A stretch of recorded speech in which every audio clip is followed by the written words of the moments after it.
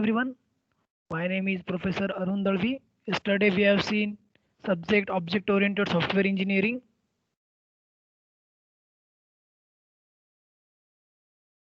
From that we have started with chapter number first, object-oriented concepts and principles. From that we have seen basic concept about object-oriented software engineering. That is, what is object orientation, what is software engineering, what is engineering, what is software, what are the features of object-oriented programming language like encapsulation, polymorphism, inheritance, abstraction, etc. Today we are starting with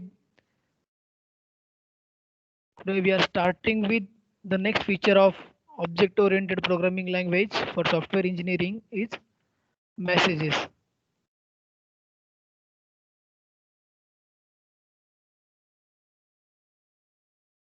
Okay, so in day-to-day life we are sending messages to one another by multiple platforms.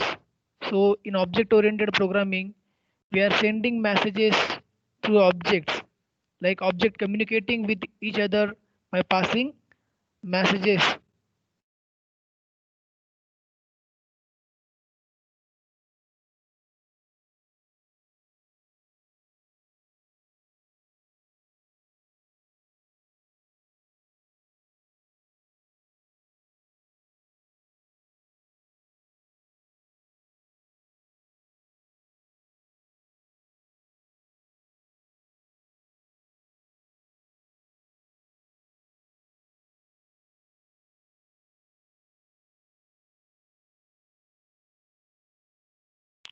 Okay. So here object communicate through passing messages. A message may be or it contains a request for performing an operation by some objects.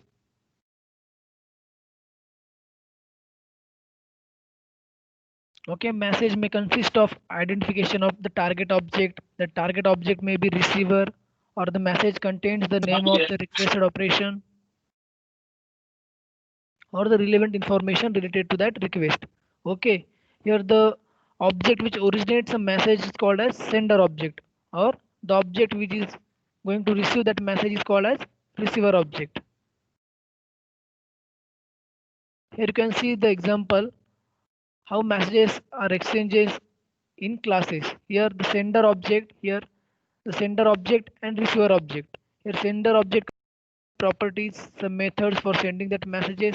Whenever the sender object send a message to receiver, that message contains the receiver address or the method for passing that message or the properties. Okay, after receiving the message to receiver object will return or it will send message to sender that or that message contains the sender address or return value to the sender. This is the example about how messages are exchanging in classes.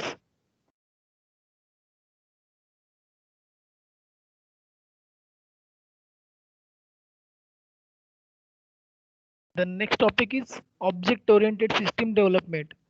Here we have to develop a software as we are learning about software engineering, object oriented software engineering. So there are several steps for software development.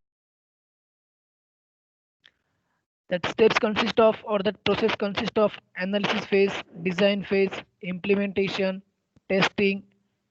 Okay, that means we have to transform user needs into software solution. Whenever customer comes with their needs or their requirements, we have to transform their requirements into the software specification or software requirement. Then some people view software development process as a interesting, but several people are thinking about that is gives little importance in developing a software. That is the perspective of user based on their mindset. Okay, here the software development process, how the software development is going on. There are several transformation for software development. Here whenever user comes with the requirements, we have to transform that requirements into problem statement, and we have to analyze that requirements, or we have to analyze that problem statement. Then after that we are transforming that requirements into design. That means we have to design a model, or we have to prototype, or we have to design a model based on that problem statement or requirements. Here you can see the output of first transformation is given input to the second transformation. That means subsequent process.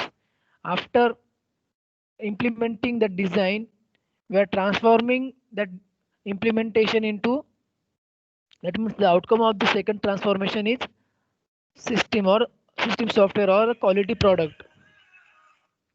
That means we are getting a quality product. This is the software development process. That means first user comes with their requirements, we have to transform that requirements into problem statement, we have to analyze that requirement. After that we are transforming that requirement into design, then we have to implement that model by using some prototypes. After that, transforming that implementation into system, or the we are delivering that system at end user. That means we are getting a quality product as a software. Here you can see the object oriented. Here OSDLC means object oriented software development life cycle. This is the software development life cycle. Here first stage is object oriented analysis. See, this is the identity actors. Means the user comes with their requirements. Based on that requirements, we have to build a use case model in object-oriented analysis phase. After building a use case model, we have to identify the classes, relationship between the classes, attributes for the classes, methods and objects for that classes. After building, or after identifying, or after forming the classes, we have to build a class model. We have to finalize that classes. After that, we have to validate that that classes includes all the requirements of the customer or not. This is the first phase, that is object oriented analysis phase. After that, the second phase is object oriented design. We have to design the classes based on the identified classes. We have to design that classes with their attributes, methods and associations. Okay, after designing that classes, we have to build a dynamic model based on the design of classes or objects. We have to build a dynamic model so that we can design an interface. So after getting that dynamic model, we have to build user interface. Okay, so that we are going to develop the UI for, or GUI for that application. After that, we have to test. We have to test. We have to test that user is satisfied with that graphical user interface or not. That is the quality of that software. That is how the user will going to use that software. This is the second stage of software development life cycle, that is object oriented design. After that, we have to construct or program that software, object oriented programming or object oriented construction. That means after development, we have to test that software, so that we are going to use some programming language, or we are going to use some tools for testing. For example, industry uses case tools for testing, that is automation tool for testing based on test cases. Test cases means we are going to assume that, for example, the graphical user interface, based on the user's requirements, that our system is suitable with that requirements, or our system fulfill that user needs or not. Okay, this is the object oriented software development life cycle phase. Here you can see the uh, elaboration of that diagram. The software development process can be divided into smaller or interacting sub process. That means there are several processes for designing a software. First one is, I already told you that the several stages are there, like analysis, design, implementation, testing. Okay, here the software development can be seen as a series of transformation. In second or third slide, you have seen that there are several transformation 1, 2 and 3. These are the subsequent transformation. That means the output of first transformation is given as an input to second transformation.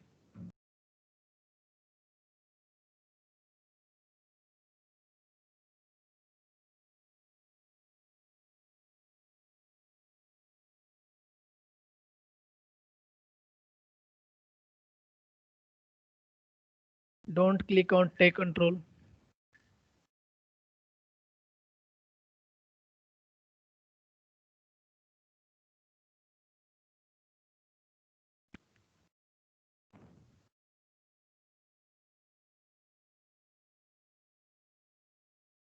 Here the next topic is object-oriented analysis phase. As you have seen that in object-oriented software development life cycle, the first phase is analysis phase. In analysis phase, we have to translate the user needs into a system requirements or responsibilities. That means while we have while developing a software, whenever customer comes with their need, we have to the customer needs means the customer wants to develop or what customer wants in his software or in his system. So based on the user's need, this is the raw requirement. So we have to formalize or we have to transform that user needs into a system requirement or responsibilities. So there are several ways to transform that user needs into user's requirements. So in this phase, we have to identify that system requirement and their classes and their interrelationships. So based on the user's requirement, user's needs, we have to transform that user need into requirements, and we have to identify the system requirements. Then based on that requirement, we have to form the classes and their interrelationships. In this phase, we have to maintain some documentation. Documentation means what we have done for that in that phase. Here it uses 80-20 rule. That means 80% of work is done and 20% of documentation. And 80% work means we have to analyze that user needs and we have to transform that user needs into requirements. We have to form classes for the requirements and interrelationship between that classes.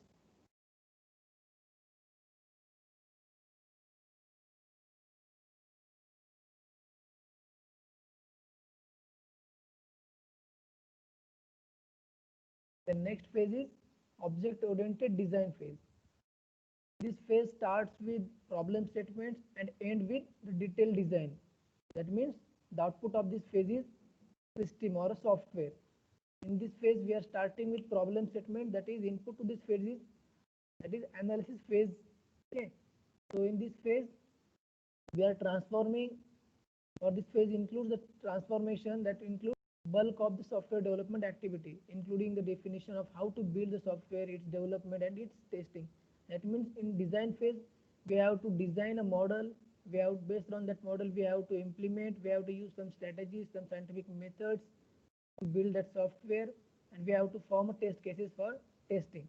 Okay, it also includes the descriptions and the testing material.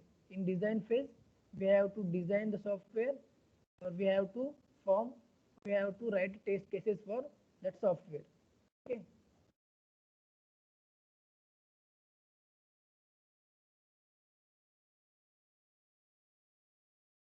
Here we have to refine the detailed design into the system deployment that will satisfy the user needs. That means in design phase, we have to fulfill the requirements. That means based on the requirements, we have to design the classes or we have to implement that software based on the user's need. Okay. So there are some guidelines that we have to use in our object-oriented design.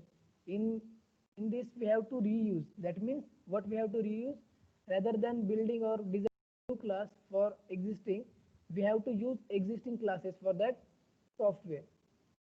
Okay, we have to design a large number of simple classes rather than a small number of complex classes. Means suppose we have to implement student data. Okay, so for that we have to, rather than writing a complex simple class, it's better that we have to design large number of simple classes or multiple classes for that student. Okay, so we have to design some methods. Based on that methods, we have to implement or we have to access that class data. Okay, so best here the feature of this is, or the main guideline for that object oriented design is, we have to reuse the already designed data. Okay, instead of writing new data.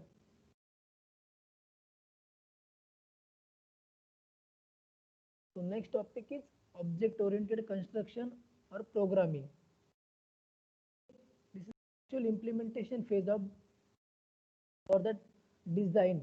Okay, so in this phase we have to use a programming language or database management system. Okay, for designing we are going to use object oriented programming languages, or we can use database management for database. Here we can use case tool for testing. Here case tool is automation technology. It is automation tool for in industry. that component based development. This is the industrialized approach for developing a software development process follows the component based development. That means component wise we have to develop a model. Okay, the next phase is verification phase. In verification we have to verify the requirements that whatever we are going to develop, that requirements that user needs are that user needs are due to slow network. Some guys will able to see that PPT. Okay, I will give that PPT to you, don't worry. So next phase is verification phase. It is the exercise of determining the correctness about the software. Okay, so in this verification we are going to detect the user interface bugs and other architectural problems. User interface means whatever GUI we are going to develop, that GUI is satisfied with the user needs or not. Okay,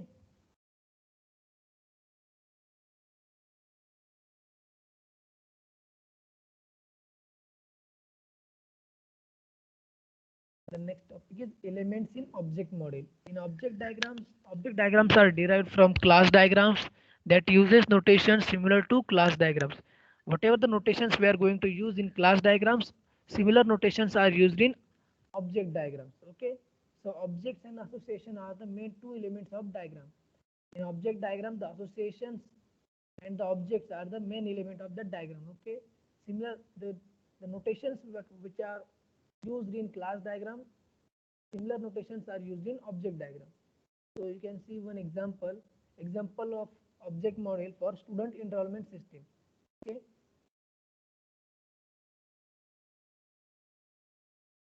see the elements in object model. See, the student is the class and course is the class. Student having attributes like name, date of birth, address, phone, and some function for calculating age or registering course. So here student registers for the course. Course class contains course code, course title, course hours, elements, enrollments. Okay. So student registers for course. This is the class diagram for student enrollment. Similarly, the notations and associations are same in the object diagram. Here you can see Kiran is the object of student class. Okay. So that Kiran object consists of name is equals to Kiran, date of birth of that Kiran. Okay, Kiran is the object of student class. Here that Kiran is a student, so that he can register for the course, at the course code, course title, and course hours. This is the class diagram for student enrollment, and this is the object diagram for student enrollment. Okay, you guys.